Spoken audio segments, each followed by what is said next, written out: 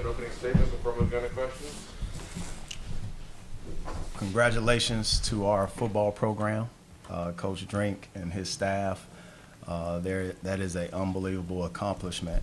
We're going bowling, right? And you see the tenacity that they have been playing with, the focus, even the resilience coming from the beginning of the season where some games were not in our favor, but to have them come back and do what they've done, my hat's off to that entire program.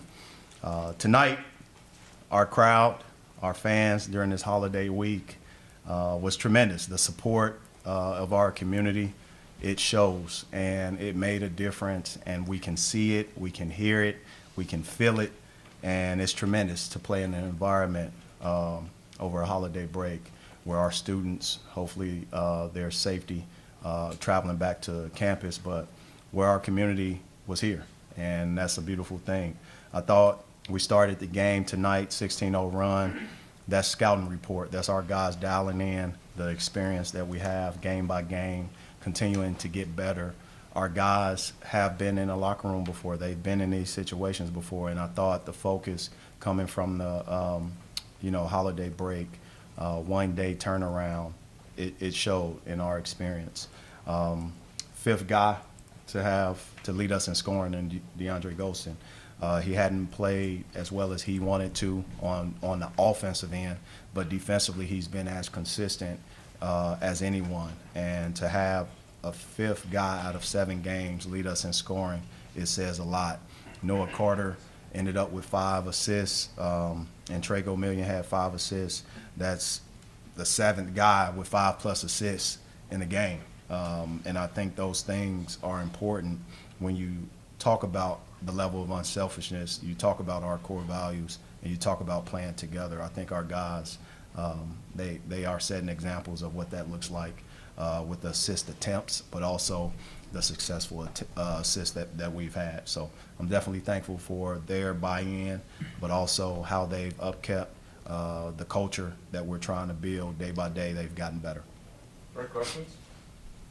Coach, you guys got off to a hot start. I believe it was 25-3 at one point. Were you more impressed with what you guys accomplished on the offensive or defensive end?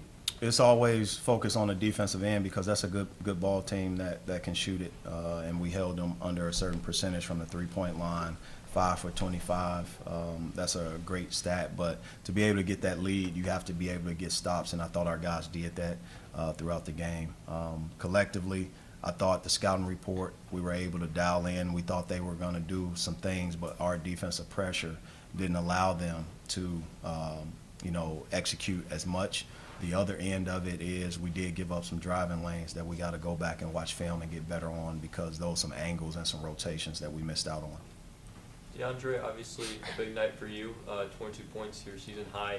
Kind of what was working for you, especially during that stretch where you scored, I think, 12 straight points for the Tigers? I think it started with the defensive end. I picked my intensity up, just kept running, and my teammates found me, and it worked out for me today. I've been staying in the gym, trying to stay confident, and it worked out for me today. For Trey and DeAndre, Coach talks about the assists, and I think tonight 7 different players had at least 2. How has the team built that kind of connection this early on in the year? I'll say I think we have a group of guys that truly get a joy feeling for seeing their teammates succeed. So I feel like Gage did a great job recruiting guys like that. So I don't feel like it was a time thing. I feel like as soon as we stepped on campus, we wanted to see each other win, and I feel like that was just translating. It's only going to get better throughout the year. Yes, I agree with Trey. Coming in this summer, it felt like we already knew each other here, and we always said that throughout the summertime. We just connected very well. And it's just showing right now. I think as we keep going throughout the season, it's going to be tough times, but as long as we stay connected, it'll be good for us. These guys know of each other and knew each other before they all got here, whether directly or indirectly. The game of basketball builds unique relationships. I think the overall perspective on what we have done is we've worked on team building, we've worked on with our sports psychologist, Dr. Joe Carr. He's someone that when I was a student athlete, he's worked with my team, and at that same age, that same stage, I said when I become a head coach, I want you to work with my teams. And as soon as I got the job at Cleveland State. I called him. I didn't even tell my mom I got the job. I called him. Didn't even tell my wife I got the job. I called him and said, "Are you available?" He cleared his entire schedule, started working with our team. And the same thing here. As soon as we stepped foot on campus, he was able to work with our team. And I'm definitely appreciative of what he's done for me in my life, but also how we've continued to build our team, build our culture, build our community. It's not just a culture, it's also a community, and that community has 8 core values: friendship, love, accountability, trust, discipline, unselfishness, enthusiasm, and toughness. But our guys did a great job. Coach, how do you go about, doing the team building aspect of it? You got to talk about the things that can be setbacks. You got to talk about the obstacles in the way. You got to talk about the accomplishments, the individual goals, the individual success, and how the team wins. We all win. Most of our guys have been leading scorers, leading minute guys from the programs that they've come from. That's a sign of unselfishness for them to think of their teammates before they think of themselves. To be able to have the ball moving as much as we do, or guys overpass and we got 2 shot clock violations, that's a good sign to me. That's a good turnover, because you got guys passing the ball and trying to look for the next man. The other thing is you have to continue to just, no different than you work on free throws, you work on film, you got to talk about the obvious, the elephant in the room. We're all selfish by nature, right? You got to talk about how to be unselfish, what it looks like, what it smells like, what it talks like. You got to also have the awareness of what selfishness looks like, or even before it becomes selfish. What does the behavior patterns look like? Does a guy need to be thrown an extra pass? And most of these guys, they've been in locker rooms, they can identify and say, hey, we need to leave such and such in. Coach Gomillion over here, he tells me who to sub in, who to sub out. Hey, we're gonna get Ben in at 2:30. We're gonna get Dre out at this time. That's the leadership that we have. And Noah Carter subbed himself out because he was fatigued.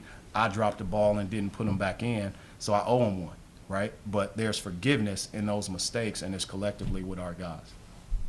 Dennis, I know you really appreciate these crowds at home and building up the Yeah. start of the season.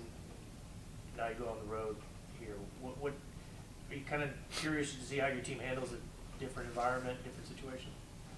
Well, I'll say this, and I don't get too far ahead of myself, no too far behind, and that's obvious. We're going on the road, but we're enjoying this moment. These guys have played on the road before. This isn't their first rodeo. Now, if I had a team full of freshmen, that's different. But we have guys that have played 60-plus games before. They know what the preparation looks like. They know what it smells like. They know what it talks like. And they know what we need to do. There's more sacrifice needing to take place on the road than at home. There's more preparation that needs to be taking place individually. What's the mindset? What's your mentality? But tonight we're going to enjoy what we've accomplished. And then tomorrow, once we introduce the film session, we'll dive into that our next opponent. But there's no doubt the biggest opponent is ourselves.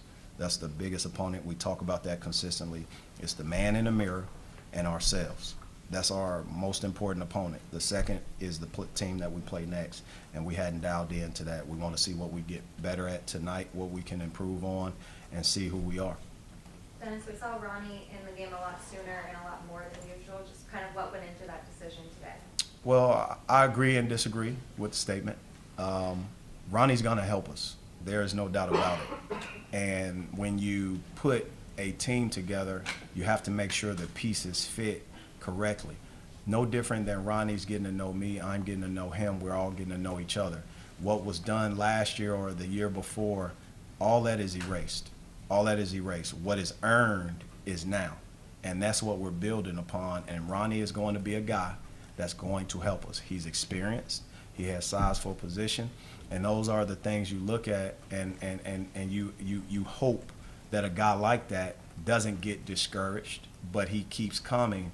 And what you see is some experience and obviously perseverance, a guy fighting through the circumstance and fighting for what he wants and earning it. For you and Trey both, you guys talk a lot about how you coach the guys in the huddle, things like that. Did that kind of start at Cleveland State, or has it grown into this? Have you always had that mentality?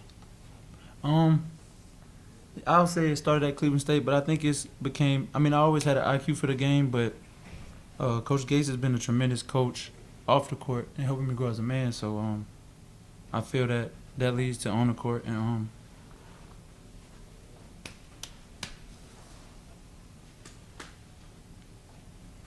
he,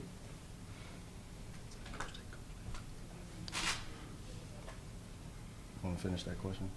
he helped me get through some tough times, and he's getting me out of a tough time right now.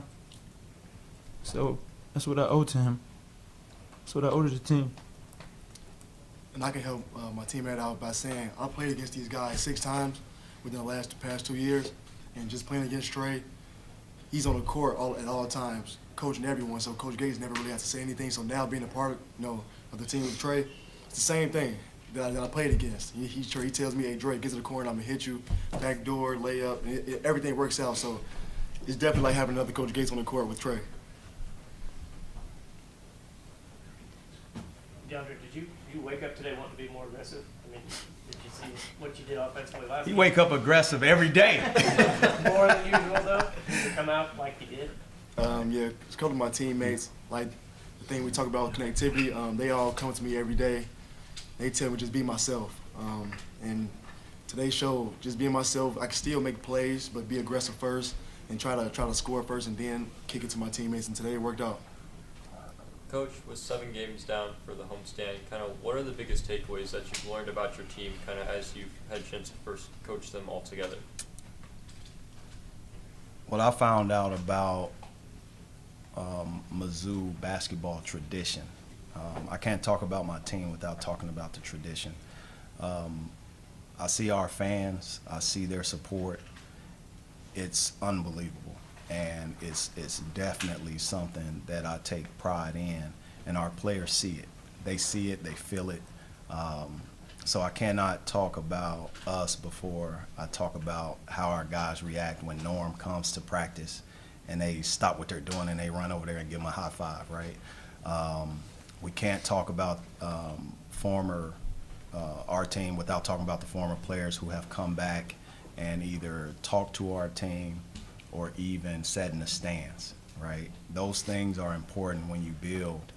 To understand the history, you have to really dig down and read and understand how special of a place this is.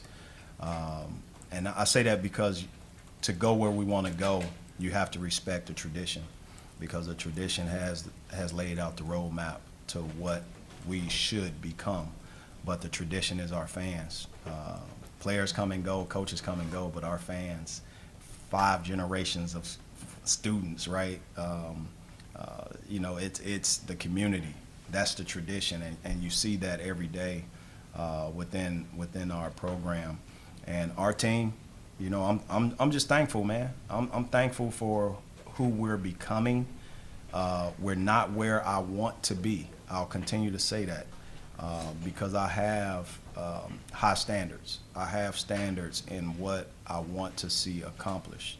This is just a small sample size, but also it's a great sample size. I'm thankful that we're 7-0. There's no doubt about it. There's some teams that have lost games, home games, right? Home games. There's teams that's lost. Our guys have persevered and executed what I've asked of them off the court, in the classroom, community service, and what you see is their hard work, their dedication, their connectivity, and their belief in the name on the front of the chest. And that's something that always stands out to me, and I can see it every day. Time for one last question. DeAndre, you and your teammates shot 60% from the field today. What has kind of like gone into you guys being able to accomplish that, being one of the best shooting percentage teams in the conference? I think it's our defense. You see we get a lot of deflections and steals. It leads out to easy, fast break points. So that allows us to keep our field goal percentage high as a team and individually. And that's what we try to accomplish. Never want to shoot too many tough shots. So layups at the rim is always what we try to achieve and strive for. I thought Dre was really decisive today. He was decisive and not thinking. He was very to the point, right? I think sometimes he tries to play a little bit more cerebral than he has to. I want him to play with his instincts. And I saw his instincts today. I saw him attack today. I saw him thought-free with 0 gaps today. And that's what we need him to continue to do. He's done that defensively, but now to see him do that for the first game offensively, that's something that we need because he is a starter and he has not played up to what I think his potential is, but also what he think his potential is. But he hadn't given up on himself, and nor has his teammates, nor have I. So, great job, Dre.